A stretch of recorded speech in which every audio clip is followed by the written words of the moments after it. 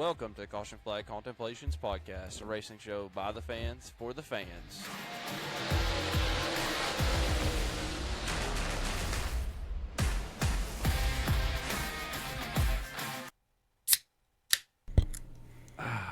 There you go. I didn't even have to open that one yet. That was just for sound effect. I got a little static water here, a little Waterloo lemon lime soda because I'm a NASCAR fan, so I'm drinking a little lemon lime water. It's just seltzer water, like a White Claw with no alcohol. Yeah, yeah, me. Woo! Happy Monday. How's it going, JP? Oh yeah, it's good. Been a busy day. Got a lot of stuff done. That's good. That's good. Working on some of them GM products. Yeah. That was 6 neutrals, huh? Yeah. Yeah. 6 of them. It does happen. I have one that's sitting in the drive. Well, actually, it's not sitting in my driveway right now, but I had one. Sorry, had one put in it. So yeah, I know that feeling. But we missed you last week. Old D Watt did a great job filling in for you. He sucked as bad as I did on the picks, but we'll get to that at the end. And appreciate him being on here for a couple weeks in a row. And hopefully he's still listening. Hopefully he's going to listen, even though he didn't make the cut this week. So I'm sure he will. I'm sure he'll be back in the future. And he goes to a few races with me, so we'll see him around. But anyways, did you have a good weekend? Yeah. Did you work? It was pretty good. No, I was off. Okay, well, I'm going to have to go through the weekend highlights. I woke up Friday, and it was a great day because it's Friday, and I started looking at the schedule, and it was just about to be a great weekend. Woke up, we had Talladega, which ended up getting rained out. But, yeah, Lucas, Word of Outlaws, full night there, and then turn around Saturday from like daggum 10:30 a.m. through midnight. We had racing scheduled. Yeah. Between NASCAR, Arca, Xfinity, and then you had Lucas, Word of Outlaws, Cars Tour.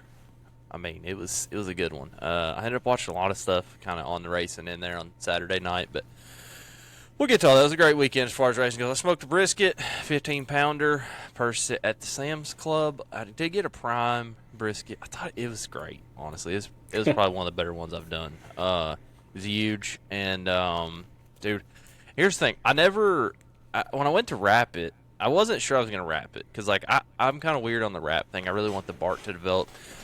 For those of you who don't cook brisket, most people tell you you're supposed to wrap it at 165. Some people really swear by the temperature. I look more for the bark to be right on the brisket before I wrap it. Same thing on pork butt because I like bark, yada, yada, yada. Well, anyways, it was really actually more around like 182, 83. But this thing, when it hit a stall, it went from 190 back to 186. Breaking down fat for the internal temperature. So that's one of those things. It weirds me out when it does it, but I tell you, it's about to be a good one. So it means it's got a lot of fat. Usually is my assumption on that. So it was great. A lot of meat to eat, and then had a good Sunday, and then had a good Sunday afternoon, we'll say. I went out to the lake, did a little kayak, got a little sunburnt Sunday afternoon, and caught a fish. It's for like the first time and way too long, unfortunately. Nice. So it was a great weekend, but glad to be back here in the podcast. So yeah. I feel about half asleep. Sorry, y'all. I might have to run and get some caffeine at some point. We'll see. But yeah, I don't know. What'd you see this week when you talked about on the tweeter other than the actual race talk? What'd you see? Anything good you wanna cover? No, nothing other than the racing stuff, really. I mean, okay. Well, we'll go ahead. I'm gonna let you have it because I know you're the diehard Cletus fan. Made it home, plenty of time to watch the YouTube and the race. So let's let you be the Cletus cover man. We don't cover Arca really here, so let's go ahead and let's hear it. How was it? He actually did very good for what he had. Lap 5, he broke a valve spring, and it was on 7 cylinders after lap 5. And he lost the pack there for a while, and they had a caution at one point, and he was able to get back up into the draft and stayed in the draft and ended up finishing 10th. So I don't think you can be upset with that, being on 7 cylinders and finishing 10th. I mean, that's a hell of a job right there. Yeah, I mean, I don't know. I was fairly impressed. Some point Saturday with the whole Cletus thing, I lost a little bit of interest in the Cletus thing because he admitted, unfortunately, that he's doing it a little bit for the YouTube. And Yeah. as a racing fan, that broke my heart a little bit because, like, this is our sport. It's unfortunately becoming a clown show on Sundays. So then to take whatever little bit we have left and kind of confirm that kind of sucks. But I think when he gets in the race car, I still think he's a racer. I don't think he likes to lose. I think he wants to win, but he also, it's not his only focus. He knows what he's doing. Um, and yeah, to finish, 7 cylinders inside the top 10, it makes you wonder what he could have done. Yeah. If that car was up Yeah. to full song. Now, granted, he kind of made it the top 10 by dodging a lot of wrecks there at the end. But still, Yeah, I mean, yeah, for sure. I just, I don't know. We'll see. He's racing at Bristol in September. So I don't know if you're going or whatever. I might be out of the country, so I'm probably not going. But if I am in the country, I will be going. He's racing there. I think that'll be kind of a test to see. Yeah. Unfortunately, clearly, he can drive things fast. Not saying that plate racing is easy, but it's more of the thinking and understanding the draft. Yeah. It's not necessarily just driving harder than everybody else, I guess, Yeah. and saving your stuff. So we'll see what he can do in Bristol in the Arca car. If he does good in that, then we'll see what he's got going forward. I do think you're going to see him start to move up the ranks here a little bit. Whether he's going to try to run a Cup car, an Xfinity car, or a truck, I could see him try to run a truck. Honestly, Yeah. probably this year. At some point, I really think he's going to want to try to make a Daytona 500 start, but I think he's still not going to be approved for a license. He hasn't raced anything. I don't think he's raced enough to just get in a Cup car at Daytona and get approved. Yeah. But we'll kind of see where that goes. I think he was talking about wanting to go back to Talladega. I don't know that Arca goes back in the fall. I can't remember. I feel like they don't. I feel like in the fall it's just trucks and Cup, but I've been wrong before, so we'll see. They might go back again. I'm not sure on that, but yeah, I don't know. Congratulations to Cletus on getting it done in the number 30 Kinetic car, and the whole fist pumping and all that. He's doing that stuff for camera, man. I don't know. Overall, the Arca race was a good race. Since we're not really going to cover that much, let me go ahead and get that in there. I thought it was a pretty good race. Yeah. Overall, and that is somebody calling me in the middle of the podcast. Wow. Nice. Whenever she listens, she'll know. But I'm gonna text her. Doing podcast. But yeah, I mean, the Arca race was pretty good overall, and it's better than Sunday. So Yeah. but I'm pretty sure that you could put ants out there, and they probably would be more entertaining than Sunday. But Probably. we'll get to that closer to the end. All right. Other than that, Kyle Larson gets a win in the Word of Outlaws Sprint Car Series in Jacksonville, Illinois. I did not know there was a Jacksonville, Illinois. That was a bit of a surprise for me. There on Thursday night. I was kind of hoping after that maybe he was going to jump in a late model. There was some idiots on the X rumoring that somebody was going to be in the 6 car at Talladega Short Track. I never saw it unload myself. I don't know if maybe it was going to be, and then with the weather forecast, they changed their mind. I have no idea on that. But, yeah, I don't know. That would have been cool if he could have done, like, I think it would be really cool at some points if he could get Word Outlaw sprint cars and Word Outlaw late model win in the same weekend. I think that would be cool. a pretty cool feat for him at some point if he wants to just add some weird stat that nobody else is ever going to do. That'd be a good one. Although, RTJ maybe, although he hasn't really won in a sprint car yet. So Yeah. we'll see what happens. But other than that, he crashed to Indy. Obviously, I'm going to Indy, so I've been paying attention to that. They had their open test this week, and I don't know. He said he got tight, pushed in the wall, and it just looked like he drove in the wall. The F1 fans were on his booty. Oh yeah. Man, This guy thinks he can beat Max Verstappen. he can't go straight on a circle. Yeah, I'd like to see Max out there in an Indy car at the Indy 500. He hasn't signed up for that, just for the record. He should. Max sign up. I'm sure Red Bull can get him a deal. I mean, come on now. They can if they want to. We probably put an equal equipment, and we'll just see who's better. I think that's good. You just meet in the middle somewhere, and we'll see what happens. Your style car, our style track, and we'll see what happens. So, yeah, I don't know. I thought it was pretty cool. Ryan Newman shows up at the car store race, like last minute. Junior announced on his podcast on like Tuesday. I guess the guy who normally drives that car was running a TA race in Sonoma, California, so he wasn't going to make it to the car store race at Orange County. So Ryan Newman gets to step in, and Junior's basically like, I got this whole long list of guys I want to see run car store races. And I'm like, please, Lord, let it happen. We're all here to watch that. So that was cool. Wyatt Miller gets the 5th place. He ran the crate, the Longhorn House crate car. I don't know if you saw that. Yeah. That's kind of a move up on the dirt side of things for him. I believe other than that, he pretty much just ran midgets at Millbridge. And so, yeah, he got a 5th place finish at Natural Bridge in the Longhorn House crate vehicle, whatever. They have a new name for their crate program. I can't remember what it's called, but that's cool for that one. And my highlight of the weekend that nobody nationals going to know about is the Topless Outlaws at North Georgia Speedway, baby.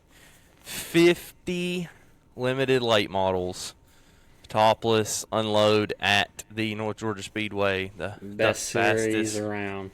The fastest 3rd mile, Red Clay. It's a fast track. Love that track. Great non-straight straightaway on the front there. The D oval is perfect. Yep. And that is another banked racetrack that people don't appreciate how banked that place is. Over the years, the last 10 years or so, they've had some ownership changes, I think, a couple times. So good to see them up and running, having the Topless Outlaws there. A lot of regional names showed up. I was not really sure if you are going to go to any of these races, but I would like to get to some topless races this year. It's really funny because, me and you are fairly big regional race fans, and we've always said, if we ever won the lottery, bought a car or whatever, this is what we would run, right? This is the dream. Just because the guys that race it, and within 4-hour drive of our area, pretty much every race, and good, strong fields, and guys that race clean. Guys don't really get out there and wreck each other unless they're at Mountain View. Yeah. Have seen that happen once or twice. Somebody in a 23. I don't know. With an attitude problem, but don't worry, he didn't hit somebody who was getting hit. So, but yeah, I don't know. It's awesome. See, our boy Riley Hickman. When we started going to the racetrack, the old R1 was dominating, and it still had late model at Boyd Speedway, Cleveland Speedway, and the surrounding areas. So good to see him back out there. And I would definitely am looking forward to getting to see them somewhere down the road this year. They have, I think it's about 10 or 12 races. I looked at their schedule. Their next race is at Duck River. Probably not going to go there. It's a little far for me to just drive over there. But the Smoky Mountain, May 24th, May 25th at Tazewell. So doubleheader that weekend, 24th, 25th at Smoky Mountain and Tazewell. That's a pretty good one. Lake Cumberland, July 11th. I would like to get there. That's when I'd like to get to I'm sorry, not Lake Cumberland, Gold Mountain. I would like to get there to see that. That's in that new track that opened up in Sparta, Tennessee. I don't know if you caught that last week, but that's the home of the Little Caesars Hot and Ready 40, baby. Yeah. So, I'd like to see that. Also, they're going back to North Georgia, which is pretty cool. And then they're going to end in September at Sugar Creek Raceway for 10K to win. That's a pretty big race for them. So, but that's their finale. That's also probably Bristol weekend on September 27th. So, probably not going to make it there, but I hope to catch them a couple times this year. And I did look into purchasing this series streaming, but I just don't know that I can quite do it. But Kyle Courtney did get the win this weekend, so congratulations to him. Kyle Courtney over John Owenby, David Payne, Austin Horton, and Zach Size. Interesting to see Zach Size in there. I thought he was going to be running that All-Star Crates. He was not running that All-Star Crates. Clearly, he was there instead. So, kind of interested in that. Brandon Kinzer back in the game. Hadn't seen him in a while. He did the late model, went back to a modified. Rusty Ballinger, another pretty big name from up around here. Yeah. Jason Manley and Austin Neely, the one I was talking about, hoping it's going to be at Tazewell, didn't show up. I knew there would have been a reason. The reason was they were getting ready, so didn't want to have their stuff done. So I'm sure this is all guys going for the points. Ronnie Johnson, Bobby Giffen. Listen, that's a great local series, guys. If you have a chance, go out and catch it. They're going to put on a good show every week. So that's my 3 minutes on them.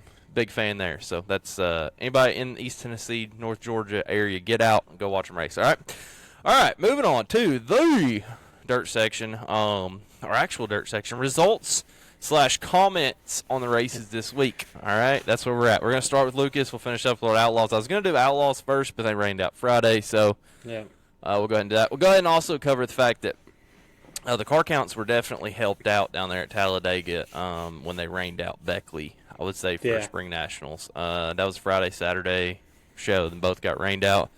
Definitely probably helped out. Talladega had pretty big car counts, especially compared to Lucas. But Lucas, you got to remember, was also on the half-mile track. So Yeah. some of these chickens just really aren't there for that. But Friday night they roll into Georgetown Speedway, Georgetown, Delaware. I'm pretty sure this is random. I'm pretty sure that Ross Chastain tried to race there last year, the year before. That was the year, and then it rained out, I think. Yeah. So they had 28 cars show up Friday night for their show. Ricky Thornton Jr. Was fast. Now that's hard for me to believe. He sets fast time. Wins his heat. Dalton Wilson wins the heat. Brandon Overton at 76 wins his heat in the third heat. Let me tell you about Brandon Overton. He had one of them wraps again. I guess he's doing some somewhat seasonal wraps this year, but that heartbeat hot sauce wrap was fire, son. So I'm just going to go ahead and piss on your parade. Oh, God. You didn't like it? Me and some fellers from the iRacing were watching said race. And we seen Overton's wrap. There's a couple of them like, oh, man, that's the greatest thing ever. But the overwhelming majority, including myself, is the worst race car that Brandon Overton has ever driven. The colors are terrible. End of story. You're an idiot. I don't know what else to tell you. I mean, what was wrong with it? I don't like it. It's so much better than that boring red and black. The flames. All right, maybe the flames just do it for me because the Jeff Gordon thing. I don't know, but I was all about it. It's interesting. He ran Napa early in the year and then went to just the red and black Longhorn Factory thing, and then we come back with this for the weekend, and I don't know what we're doing going forward. I'm assuming this is just a one-weekend kind of deal, but we'll see how that goes. I saw he was signing some door panels today to send out if you wanted to order one. I know, since that's your favorite paint scheme, I should probably get you one on the way. Just ship that straight to your trash can. But no, I really liked it. I'd pay good money to have the sheet metal for one of those. I thought that was one of the best wraps I've seen on a dirt late model in a while as far as something new. It was different and new. We don't get that all the time, everybody's kind of been in the same thing at this point for a while. I just like the flavor on it, But anyways, that sucks that you think that. So anyways, Brandon Overton starts up front in this thing on the front row with Ricky Thornton. And let's see, Devin Moran started in 6th and ended up winning this deal. Kind of a lot of cautions. All week for Lucas, really, all weekend long. Had a yellow for 93 and 79 getting together. Hudson O'Neal had a broken wheel cover. Did you see that? Yeah, that was odd. He slowed down. They threw a yellow really for no reason, but it just punched in. Yeah. And I guess it packed mud, and I guess he thought he had a flat because of vibration, I suppose. But that was kind of a strange-looking thing. And then they gave him his laps. I was like, damn, lucky son of a gun. Good thing you're lucky. Named Hudson O'Neal. Yeah. But yes, that worked out. And then another caution, next lap, when Tyler bounces off Dalton Wilton. And, then it looked to me like Tyler was a little bit upset there. And I'm kind of like, brother, yeah, you kind of just buried it down in there. Yeah. What are you mad about? But I don't know. So then I have a bunch of cautions. Then at the end, you had the 20 RT and the 99 side by side. Moran gets around the outside of him.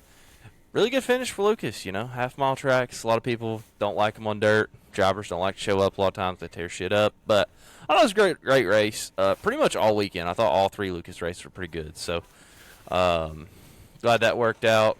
Ended up with Moran, Thornton, Alberson, Brandon Shepard, 71 did recover there. Pretty good recovery for him. And then Dalton Wilson finishing 5th. So 12th to 3rd for the 58, Garrett Alberson. He had a really good weekend. He's somebody that needed a weekend. Not that he's been terrible, but he has not been up there with, Hudson, Ricky, and JD. JD doesn't have the wins, but he does have the top 3s, by God. It is what it is on that. So that worked out. Saturday they roll into Hagerstown for 25K. I think that was the first time they've been to Hagerstown, I believe is what I was... my understanding. I thought they had some. They were mentioning somebody had raced there before or something. I don't know. Yeah, it was kind of strange, but I don't know. If they hadn't, it's at least been a while. These races this early in the year get rained out a lot too, so I'm not really sure if it was just the rain thing or what. But Hudson O'Neal goes out, sets fast time in Group A. As always, for those of y'all that don't know, Group A is always going to be fast time, pretty much. Yep. Every time you get to Group B qualifying, they're like, "Can we be the overall fast qualifier?" And it rarely, rarely happens, just because the track slows down. So, worked out for Hudson. He needed to be up there, and he ends up spinning out somehow, and they didn't really get a good view of it. I don't know what happened, but he spins in his heat, doesn't transfer through the heat, has to go to the B. Does end up winning his B, but kind of a good start, rough start, for him. But Dalton Wilson will win the heat. Davenport wins his heat and roll into the feature. And I don't know, it was a good show. Lap 2, Alberson goes to the lead, and then lap 32, RTJ ends up making the pass. Overton broke a motor. I mean, that's pretty much about it that happened, but it was a decent race, and then RTJ passed him and never looked back. And he never looked back for the rest of the weekend at that point, including Sunday. So get to Port Royal. Davenport, I thought he was going to do something, qualifies fast, does good in the heat, leads first 12 laps, and RTJ passes him, and that's all she wrote on that. He was, I don't know, man, Ricky's got the car dialed in, he's hauling ass. Davenport pretty well said that in his interview after the race, we're all chasing Ricky, we don't know why. Davenport was also down with 2 crew guys over the weekend. Due to family issues, so that's tough for them. But, I mean, he was okay, but had nothing for Ricky. I don't know. I'm impressed with Ricky in the fact that he can go from team to team to team and still be this fast. You know? He's one of those guys that, if he could ever figure out how to get, in NASCAR, I actually think he could do it. I don't think all these guys would be able to run NASCAR. He's one of those that I think he can race anything he wants to. I think if he switched tomorrow to sprint cars, he'd probably dominate at that, too. Just kind of how that works. He's just a wheel man, so good to see him out there. Devin Moran finishes 3rd in the Ohio State jersey. Put it up there on they were doing the podium, and I was like, oh my god, put that away. Gosh, that is so ugly. But I picked Devin Moran before Shedeur Sanders, so at least he's got that going for him. But I thought it was a great weekend for Lucas, especially being on the half miles. Sunday ended up being a little bit of a stink fest there with Ricky kind of running away from it. But behind him, the racing was decent, I thought. And, the half mile thing, we talked about it earlier in the year. The aero dependency on these cars is getting... It's insane. Yeah, I mean, it's pretty wild. But they still ended up putting on decent races. I think the lap traffic, really slowed some of them down. And helps with the battles, but it's kind of interesting that they ended up having a couple close finishes. Other than Sunday, it was a pretty decent weekend for them. So, congratulations to them. Word of Outlaws, Talladega Short Track. Did you tune in? Oh yeah, I'm both on. I figured. I couldn't believe it. Tyler Millwood, fast time in the 31 what car, the hell? baby. Dude. The local boys were down there whooping them. Not local, but regional, shall we say? The they guys were that all we quick. See, they were. I looked at the lineup there, and dude, it was out of the top 8, basically. Yeah, it was 7. Bobby was the lone ranger up there as far as being a national touring guy, which I figured was going to bode well for him. Owens. He's I don't even know a national we can guy. Consider him national anymore. I mean, he I really runs don't. them, but he's just not fast. He's a non-contender. Well, I mean, he's a hunt the front guy this year, so I mean that's a regional tour. So I consider him to be a regional guy at this point, but he has been in the past. But Hedgecock ends up getting the pole there, drawing the 1. I thought we had a chance. My Saturday was going so good between the brisket. Talladega, all this stuff. I was like, man, maybe finally a day Corey can get it done. I was texting you. I was like, there's no way we're going to hold on to this luck. I was really worried about tires for this race, being 100 laps. And, Bobby's got the red clay figured out. What's the deal? Losing at Farmer City, winning in the South. I don't know what to tell you. Yeah, Smoky Mountain, Sonoa, right? Yeah. And now Talladega Short Track. He's evolving. Bobby's got it figured out, and he runs the bottom. Yeah. That's the thing. He's figured out how to run that middle bottom, and Dude, he's tough to beat. I would love to see him on a stronger tour. Nothing against I Word of think Outlaws, but I think they should make him run an engine restrictor every race now.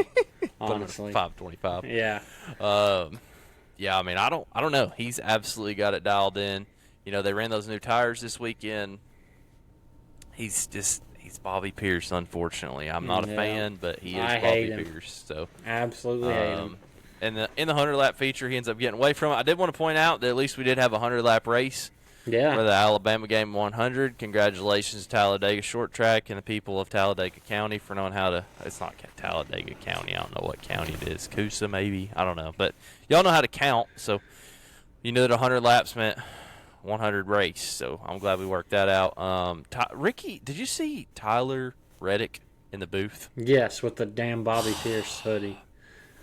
You know, I used to like Tyler Reddick until I saw him wearing that hoodie. So did I. I was like, what is this? Also, didn't he run Lucas when he was like 16? He did. They were He did. talking like he started in World of Outlaws. I No. don't really ever, He ran Lucas. Me and him are right around the same age, but I swear he was running Lucas, not World of I Outlaws. don't know if I still have it, but I used to have a 2012 Lucas program that he was in. Yeah. But I'll tell you, that is one right there that I would really like to see run some late model races. You know,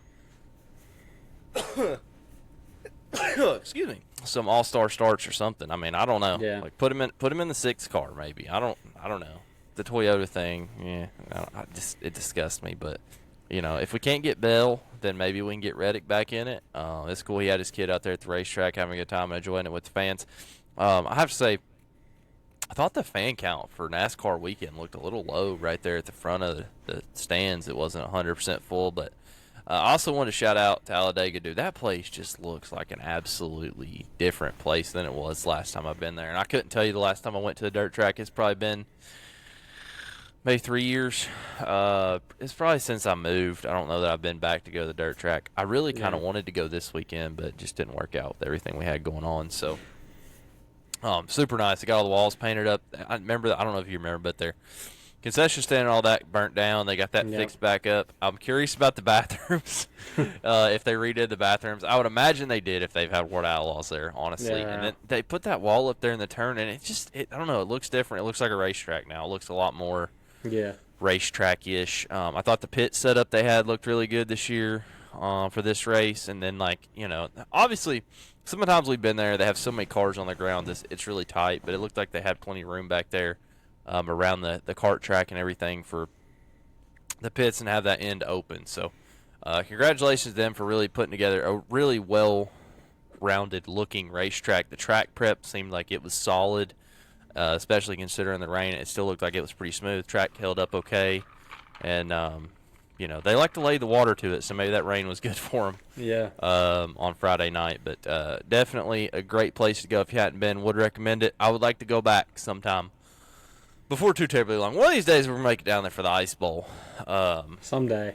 I mean, for those of y'all that don't know what the Ice Bowl is, we started the podcast after the Ice Bowl, but it is like 3 days of frozen tundra, dirt racing hell. It's also awesome. Got about 1,000 cars show up for it too somehow.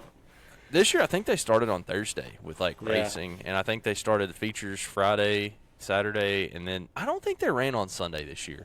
I think Sunday was like a rain day because they usually have to keep one of those. Yeah. But yeah, I'd really like to make it down there just once for the Ice Bowl. I think it's up to 10,000 to win now. You know, there was a while it was like $3,500 or something like that.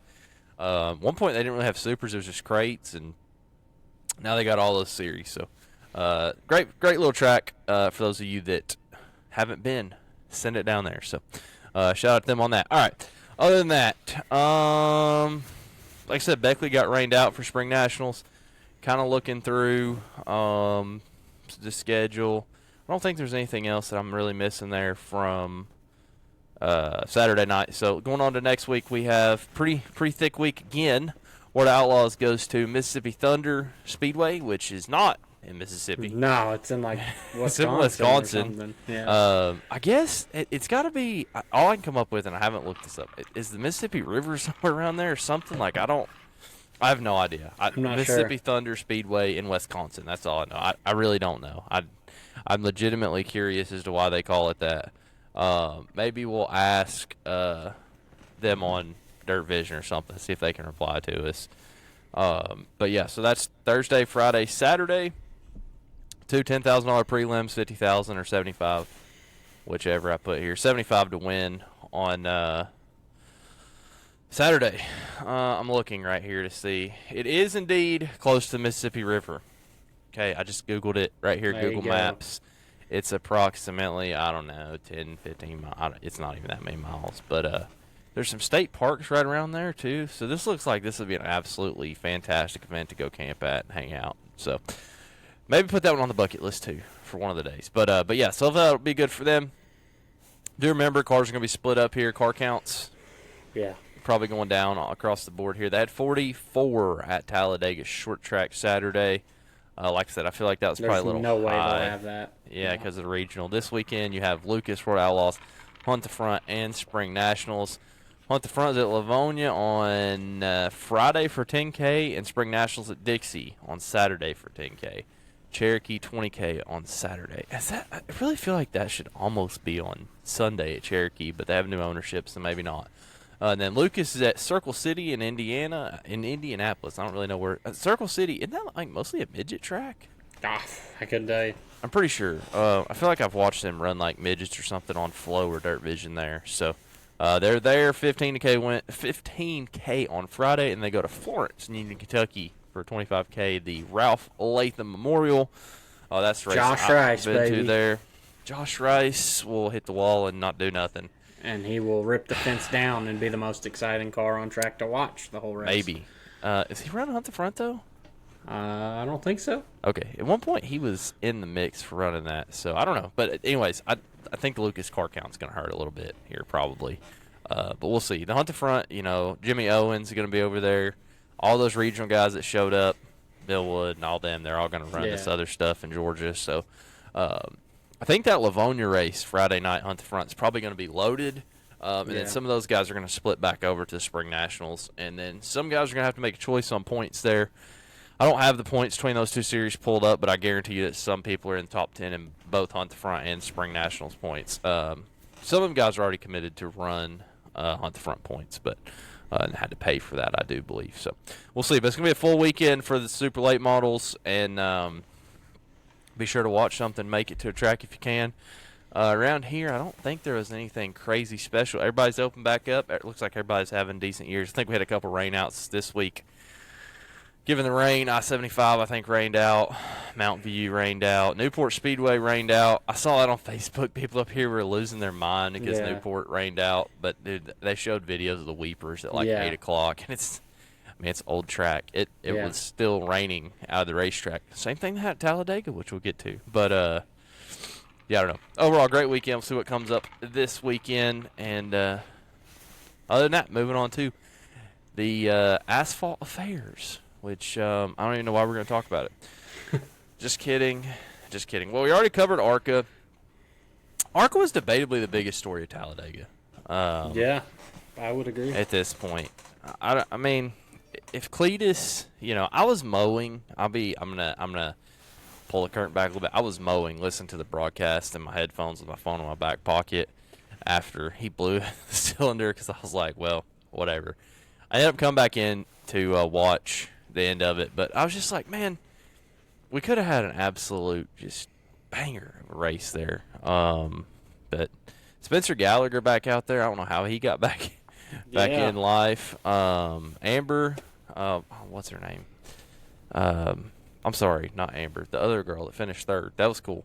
God, I'm completely drawing a blank on her name right now. Robusto something. Yes, I don't remember Isabella the first name. Robusto. Yeah, that's the one. She got a third. That was awesome for her. I was kind of pulling for her at the end of the race somehow to pull that one off because, I think that'd be cool to see a woman win one of these things, especially at Talladega. It'd be a good one for that. And I don't know. Xfinity race was pretty good Friday afternoon as well. I was so scared that race was not going to finish with when they started it. Yeah. Well, that thing didn't come on TV till 4. I was like, whew, son, no red flags, please. So other than that, credit to the Xfinity series. No cautions in stage 1 or 2. Now the stages were fairly short. The 2 and 21 win stages 1 and 2.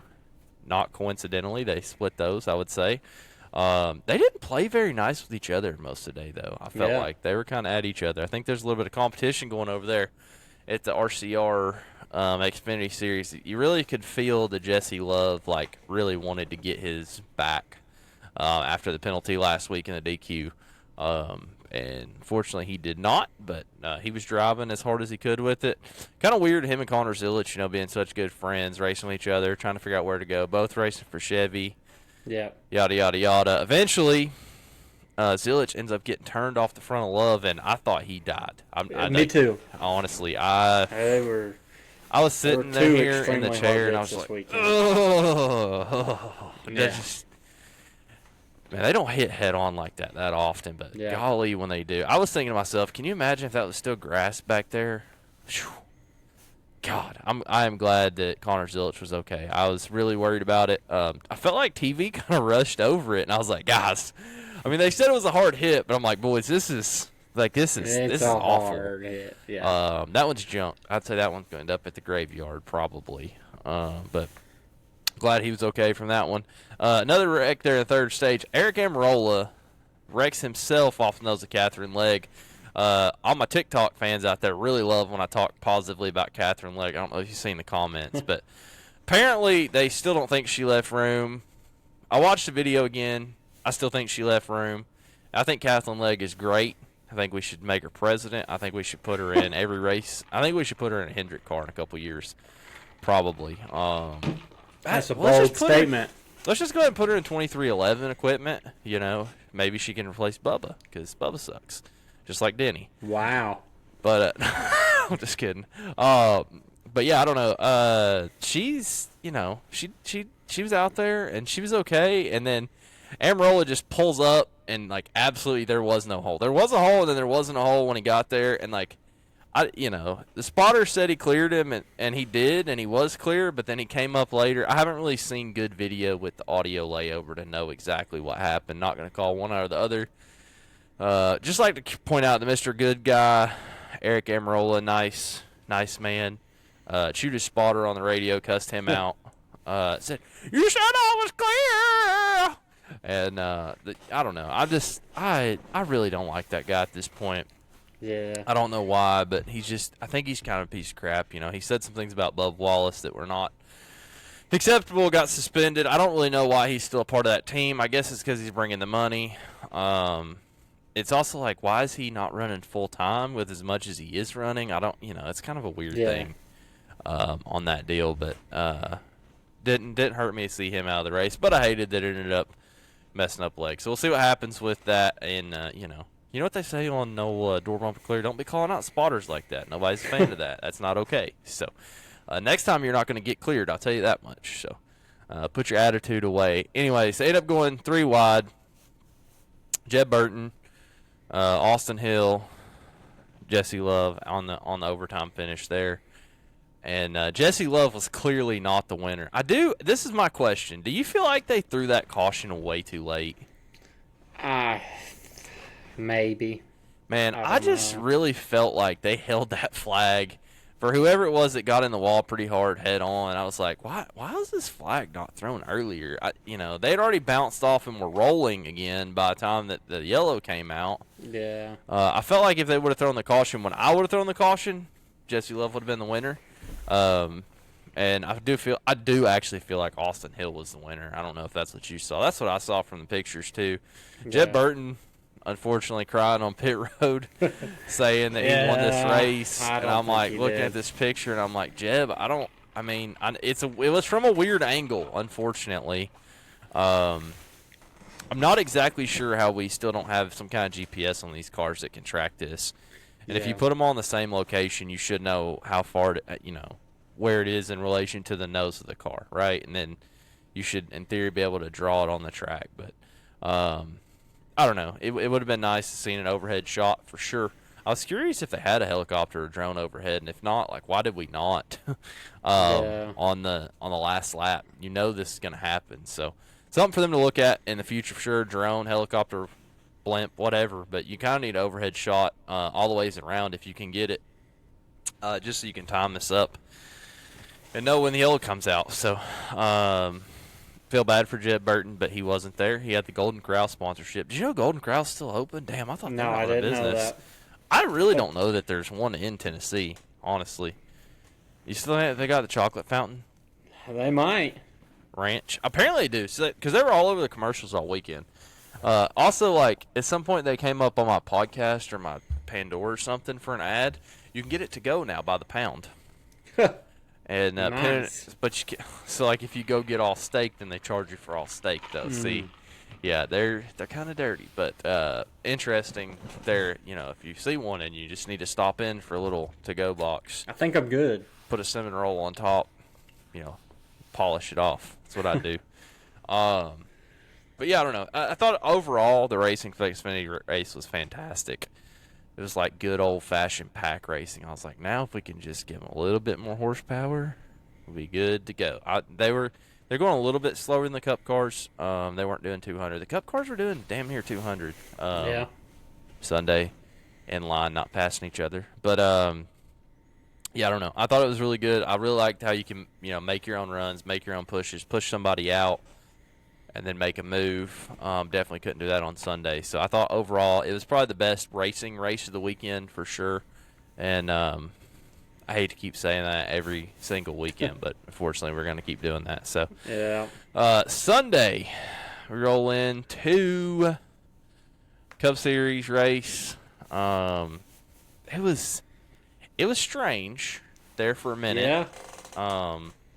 Everybody rode, like, I turned it on, I was like, okay, we're riding 4 wide, and then TV's like, oh, this is such aggressive racing, 4 wide, 4 wide. And I'm 4 like, wide at quarter throttle. Yeehaw. yeah, I've said it on here before. If you see these next-gen cars on a plate track, 3 and 4 wide, back to back to back to back, they're not trying because they really only race 2 wide. If you ever watch, Yeah. they can't even hold a third line, really. Yeah. It's just, I don't know why. I guess they don't have enough side force. I don't know. It's weird. But they really cannot hold a third line. It really, once you get a third line in there, they're jacked up. They can almost do it at Talladega, definitely can at Daytona. But I don't know. Then they finally admitted to the fact that they're running a second and a half off of the pace in a pack.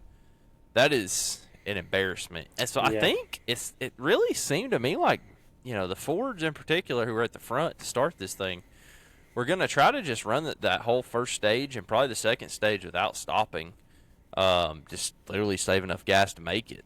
And I was like, Yeah. Phew. So then the Toyotas kind of busted that up. They all got to the back, got lined up, got on the high side, put her down to 100% throttle. And 100% throttle does still go faster than 60% throttle or 40% throttle, turns out. So they took over and kind of went to racing for some reason. And then we're going in the pits there in the first stage, and I don't know what happened with the 6 and the 8. Did you have any diagnosis? Supposedly Bush didn't see him waving or whatever. And It was lack of communication for yeah, sure. that was a weird one. I don't think KB knew that Brad K was coming to pit. Interestingly enough, this was in our picks, was the 6 versus the 8. Yeah. So, anyways, Brad ends up getting junked. He's done for the day. Kyle ends up, tearing it up, but somehow still running up there later in the race. Finished decent, I think, even. It looks like he just had some nose damage, really, is what he got. Yeah, he ended up finishing 27th on the lead lap. So, I don't know how they pulled that off, but they did. Congratulations to them on that. But, yeah, that was just kind of a weird-looking deal, but at least there was some excitement. And then Stage 2 in the green flag pits, you end up with the 42 spinning up into the racing line. And there was no caution. And there's no caution. And there were cars coming. And I'm like, I'm sorry, but that was a caution that you just chose not to call because of how everything was going to shake out. And I really didn't like not calling the caution. I know that he got it going, but, dude, he spun all the way up to the wall almost. And there were other cars in the vicinity. I really felt like that should have been a caution as well. It's really pitiful that it wasn't. That's, you've been there, I think. But Talladega, the tower's, right down there where the finish line was, which is where this happens. So, it was right in front of their eyeballs. They didn't need a camera, I was watching, and I don't know how they didn't call that one. Yeah, I didn't either. So that was kind of obnoxious, but anyways, at the end of this, at the end of stage 2, it got kind of weird. The Toyotas, 6 Toyotas end up coming into pit with 3 to go again. basically trying to flip the stage or whatever. Yeah. And I thought they were going to stay out. They did not stay out. They ended up coming back down for more gas, but they took the lead because they just needed less when they pitted. Yeah. So that was kind of awkward. 23 wins the stage after being pushed by Austin Cindric, and Joey Logano has a little Ryan Blaney moment on the radio. He was pissed. I mean, damn. I bet that competition meeting today was real interesting. I'm sure it was. And then, like, Joey, I don't know if you listened, but he said some stuff about, like, telling him to put that in his notes or his texts or something like that to his, So I'm sure that there's, apparently Austin is a homework kid in the drivers' meetings already that the other drivers aren't a fan of. He basically sounded like he was saying he's kiss ass in drivers' meetings and that, he can put that in his notebook and suck it or whatever. So, that was kind of interesting. But we'll see how that goes. I really am not a fan of this whole thing about somebody will lift and not let the other manufacturers win. It's very odd. Yeah. Like, I get the whole thing about manufacturers helping each other, but, like, dude, when this race comes to the end, like, you got to push like hell. I mean, I don't know. It's kind of frustrating. So, yeah, we go green in stage 3, and somehow this thing ends up, like, pretty much basically running green. Yeah. Everybody pits. Toyota's go off and pit. They get back in the line. They're running pretty quick. They're going to come past everybody. And old Ross Crash Dane says, "Not today, buddy." He just threw that thing up there, dude. That was... Yeah, him and I don't remember who the other car was, but set up that, like, double pick. So you got to go bottom down and back up. And I would like to point out that was Joey Logano and our boy TJ Majors started that shit like 4 years ago. Yeah. And it's gotten worse ever since. And someday somebody is going to get hurt from that, is what I'm afraid of.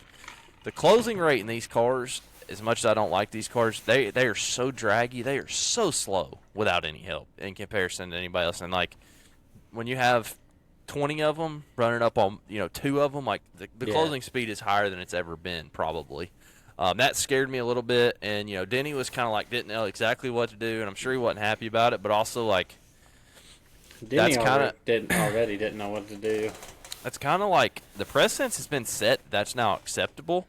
And, like, what happens whenever the day comes when, and I'm not advocating for this necessarily, but what happens when Denny says, hey, you're going to do it, that's fine, but you're going to take this hit at 40 mile an hour too.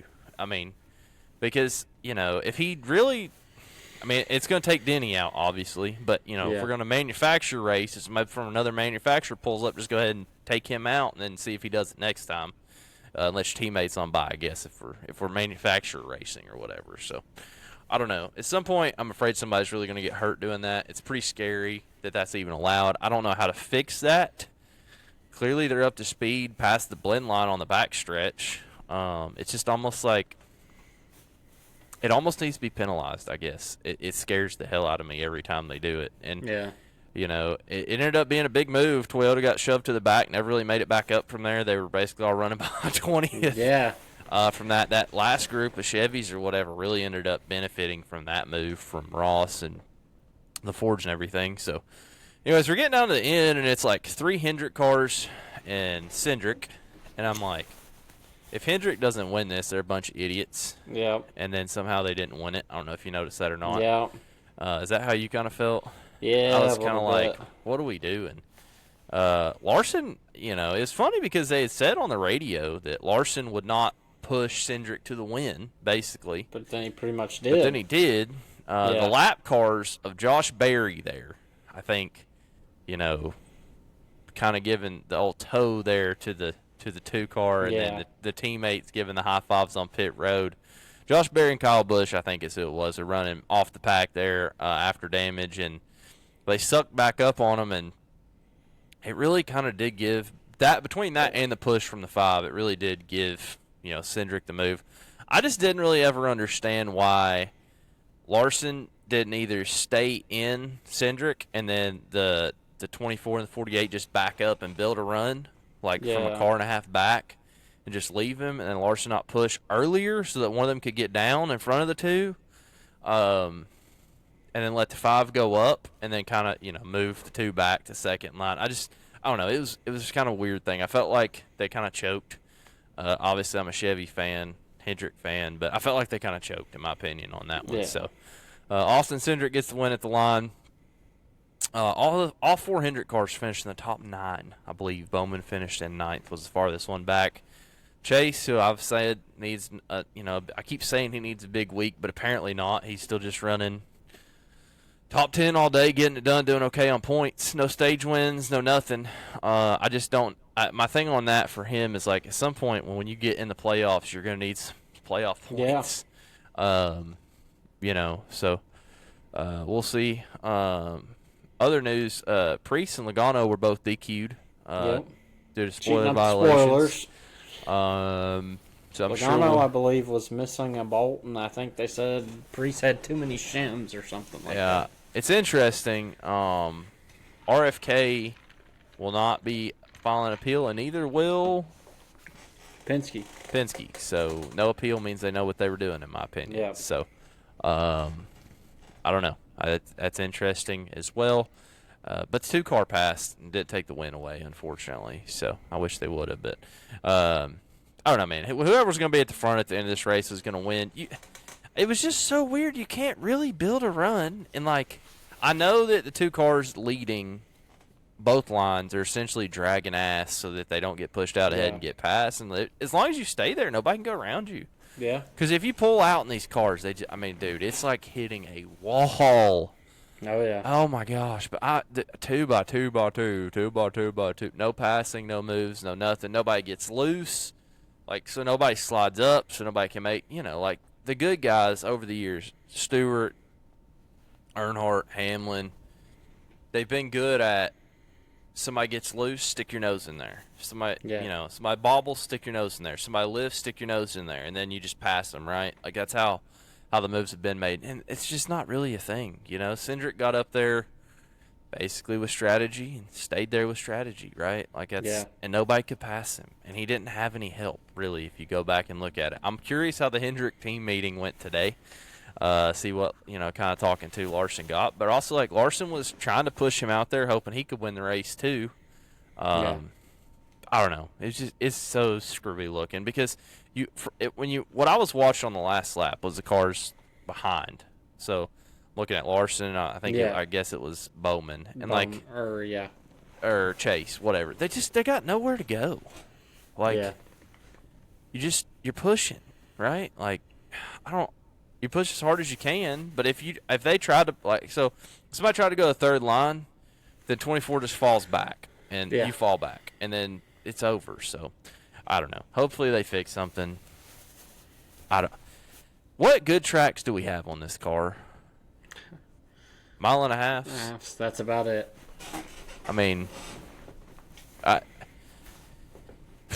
Darlington wasn't great. Used to be great. Darlington wasn't great in this car. I really think the 1.5 miles, as the year goes, we're going to start to see. What have we run 1.5 miles this year so far? Vegas? Yeah. Pretty much. That's it. We're going to Texas this weekend. You think that's going to be a banger? No. No. Honestly, no. I'll tell you this, you watch those Xfinity cars on Saturday. They'll be sideways. Watching boys wheel it off turn 4. That'll be exciting. I'll tell you what we need to do is we need to move the Cup race back to Saturday. Just take 200 miles off of it, then move the Xfinity race to Sunday, and then add 300 horsepower and 200 miles, and then let's just do that, and then we'll be better, I think, is what I would do. That's a suggestion right there. Nobody wants to hear that. It probably would cost teams money. So, I didn't ever put any picks in for the end of this, just for the record. I did my notes last night, and I've been feeling a little under the weather today. So I forgot to get that done. But we're going to make some anyway. So this weekend we're going to Texas. High limits Thursday at dirt track. Trucks Friday night. Xfinity Saturday with high limits again on Saturday night. And then the Cup race on Sunday afternoon on the one line Texas Motor Speedway. I think that we're going to learn this weekend this is going to be one of the last races on this configuration of Texas Motor Speedway. Really? I think Texas is going to be Atlanta 2.0. I hope they reshape it or something, but it sounds like that's possibly going to be announced from the bull crap I've been reading anyways. I don't know anything, not claiming to know anything, but from what I've been reading on X, it kind of seems like that. So we'll see what happens there. But yeah. So Texas it is. I love the Texas truck race. Me and It's a D great Watt one. used to They watch jumped some that. stuff there. It's so fast for trucks, man. Yeah. Like, so fast. We used to watch that every single time they would go there. They used to have that big UPS logo in the tri-oval before the grass or whatever, and, you know, it was always a good time. Mike Skinner, Ron Hornaday, Kyle Busch just out there duking it out. So, we'll see what happens there. All right, picks this week. You won 3-1 over me and D-Watt. Both only got one. He got Hill. I got Kyle Busch, and you got the rest of them. So, yeah, it was pretty ugly overall for me and D-Watt there on the picks. But good job for the guy that didn't even make the podcast. So, you know, that worked out. Hey, we'll take it. Maybe I need to miss more often. Don't you start with me. Oh, man. All right, so we got to make some picks here. So we need 5. We're going to go all right, we're going to start with we'll call it what's that thing called? High limit. On Thursday, we're going to go Larson versus Bell in the sprint cars. Bell's going to be around sprint car Thursday night. I'm assuming Larson's going to be there. God knows he could beat Indy. No, I looked at the schedule. Indy doesn't have anything. So, you want Larson or Bell? Give me Larson.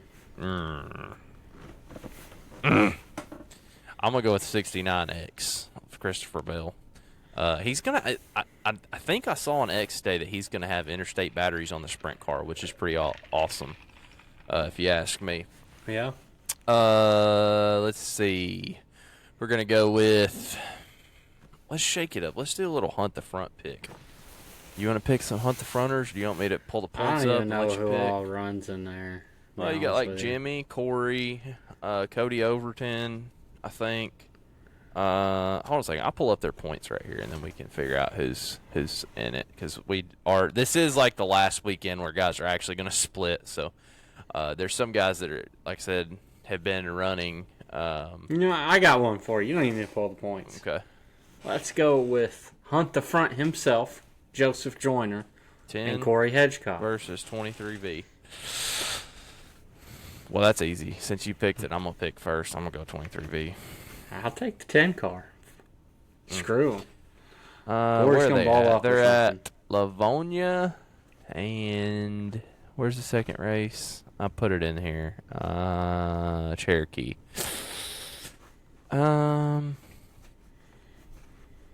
10 car will be better at Livonia, but I don't think he'll be better than Corey yet. I'll go 23V. What the hell? We'll see what happens. All right. Truck series. We're going to go for, I don't know. What should we pick? Let's do Lucas. Let's skip the trucks this week. Let's go for a Lucas. Let's go Alberson versus O'Neal again. I think we've already done that once this year, but those are two guys that are like in that second tier that I think really need to start doing something. I'll take Alberson. So I like Alberson. I think he's going to be good this year. I think he's going to come in through and win a couple of races.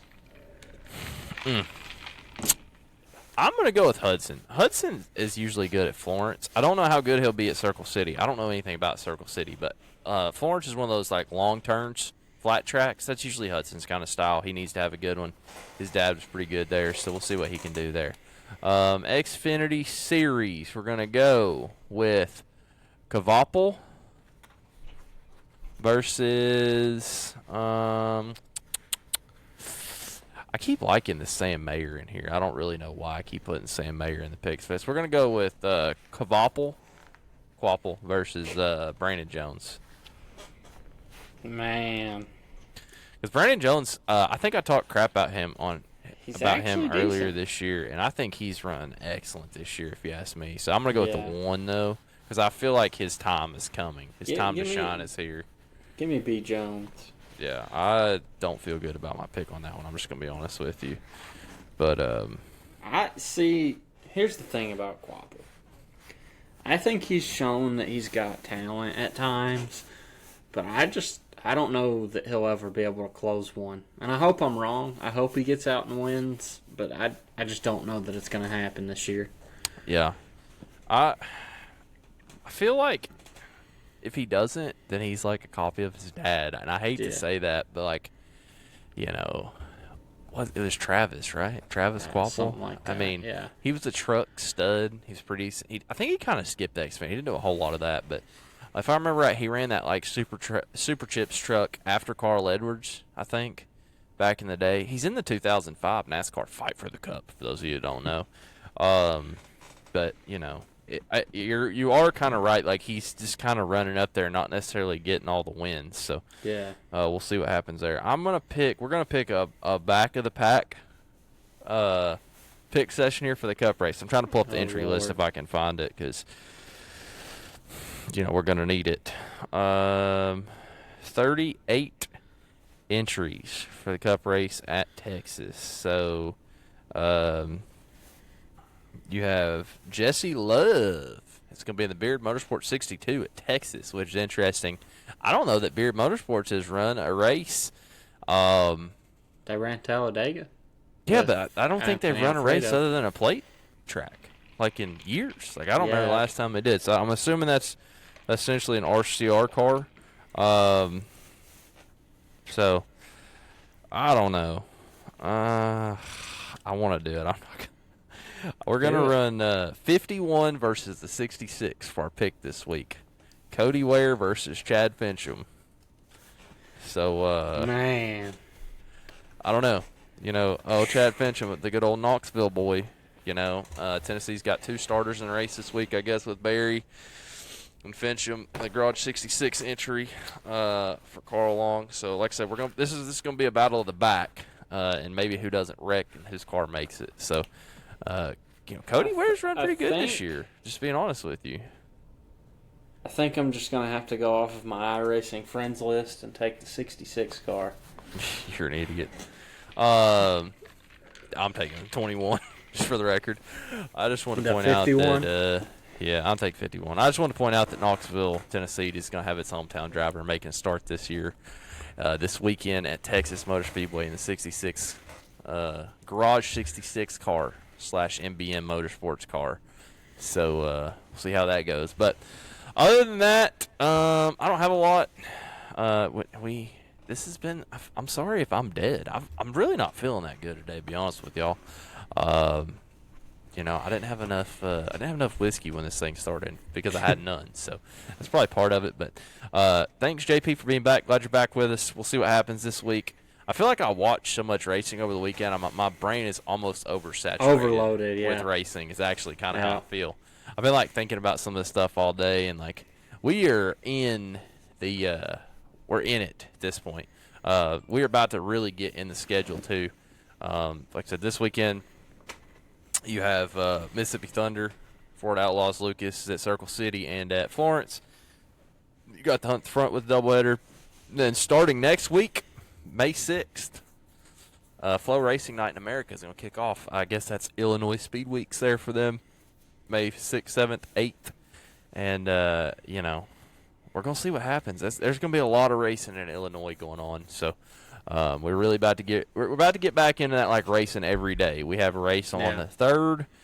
We're going to take the 5th off. It's the 5th and 4th and the 5th both, so Sunday and Monday, and then we get back at it on that Tuesday at LaSalle.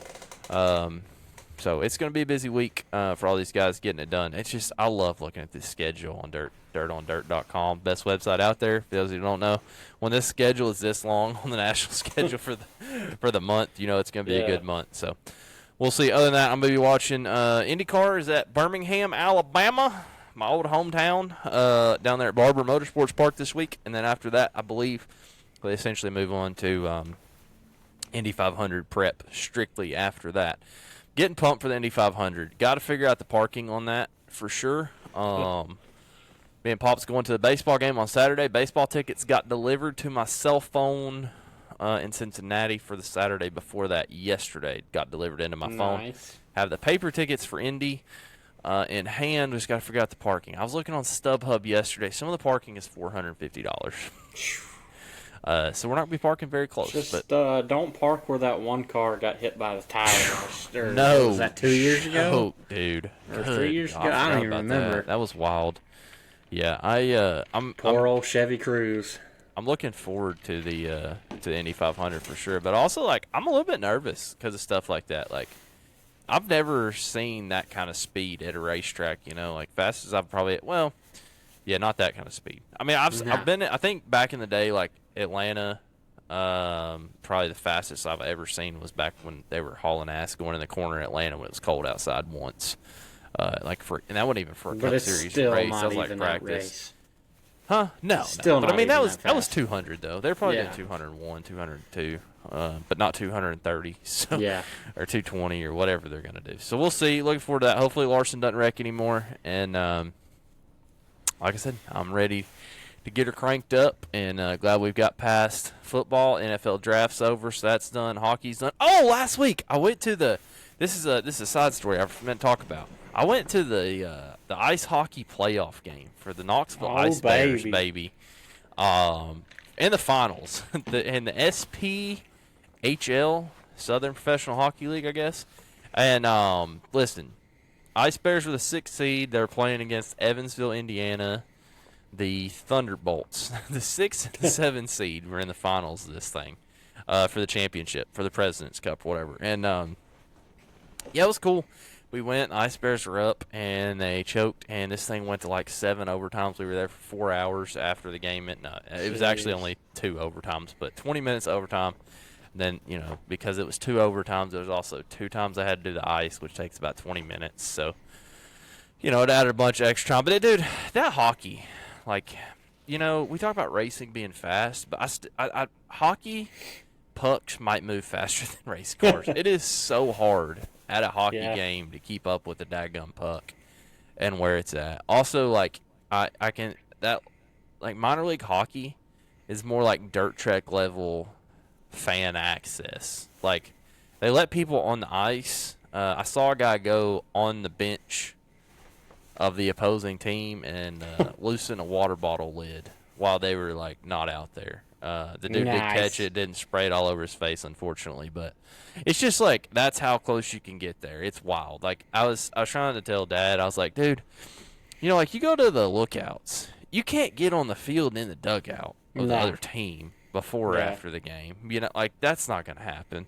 But it's super cool down in there, and unfortunately they didn't win. They lost the next night. It's 3-game series, so they lost that 0-2, unfortunately, but, it is what it is. Minor league, I might try to go to the Smokies this week. Tennessee Smokies, back in town. I don't even know who they're playing, but I know they're supposed to be back in town this week. I still haven't got to make it out to the new Covenant Health Park. Looking forward to doing that. But, I've been doing so much racing lately. I haven't got to keep up with hardly anything. I did see Eddie Rosario's come back to the Braves. I don't know if you caught that before we started the podcast. Oh, yeah. Kelnick. Oh, baby. Down to AAA and re-signed Ian Anderson and Eddie Rosario back to the big team, which old man over there was talking crap about Eddie Rosario like 2 days ago because I guess he was with the Dodgers, and now we picked him up. So that's what he gets for running that mouth. But, yes, we'll see what happens there. Other than that, not got a lot going on. You got anything this week you want to tell us about? I want to give a shout out to my wonderful girlfriend who had her final day of college today. Oh, that graduates on Saturday. Oh my goodness, we having a party? I think we're going out to dinner. Oh well, for graduation, I'm gonna give you this. Yay! That's not me. Good job, not you, for your girlfriend. Is that her name? Whoops. But yeah, I don't know. That's awesome. Congratulations to her. Hope y'all have a good time with that. And she's already got a big girl job, right? So yeah. That's perfect. That's what you want. So I'm happy for her. Hopefully y'all have a good weekend with that. And I don't know. I guess I might be coming down there this weekend. Might not. I thought I was coming down there to pick up a truck, but given the events that occurred during the podcast, I don't know if that's true or not. Yeah. So we'll see about that tomorrow, I reckon. But other than that, y'all have a great week. Watch some racing. Like, subscribe, comment, whatever. We had a pretty good week on YouTube overall for us. I mean, it's we're not Cletus McFarland. We ain't got 10,000 viewers within 10 minutes posting a video, but I'm happy with it. Having a good time doing it still. So appreciate y'all for listening. It's been episode 15. Next week will be episode 16, a.k.a. their Randy Weaver special. Well, now that'd be 116. Yeah, we got The Greg Biffle special. How about that? We'll call it Biff. Hey, we got to both be in a sleeveless shirt next week. We're going to go sleeveless next week? No, I'm not doing that. Yeah. Apparently that month must have ended because he was wearing sleeves at Talladega. So the month must have ended. Bet over on that one. Yeah. But I don't know. We'll see. Other than that, y'all enjoy the heat. It's about to get hot. It's that time of year. And we will see you next time. See if I can find the button. Hammer down.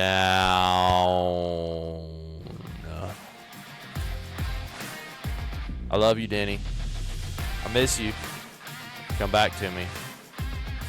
Thank y'all for listening to the Caution Flag Contemplations podcast. Our theme music is Hard as Steel by Alex Productions. Thank you all for listening. Hammer down. Find a good race to watch. We'll see you next time.